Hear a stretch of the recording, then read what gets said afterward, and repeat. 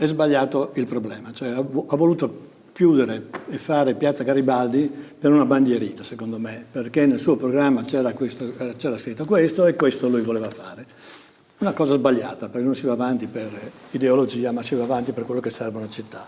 La città sicuramente con questa operazione che vuole fare perderà sicuramente, e non c'è ombra di dubbio perché i dati lo danno, e adesso cercano, grazie anche a una certa parte della maggioranza che non è molto d'accordo, credo, con l'operazione che vuole fare Marchiolla a tutti i costi, e io spero molto nel sindaco, di fare questa nuova soluzione, di anticipare la spesa di Piazza del Moretti e farlo prima, nel 2025 anziché 27. Quel parcheggio lì ha un altro tipo di servizio, un servizio che devi stare molte ore ferme, che serve per i dipendenti, che è molto comodo. Io la vedrei da un altro punto di vista. Si è fatto l'accordo ed era a tutti chiaro dove si voleva arrivare.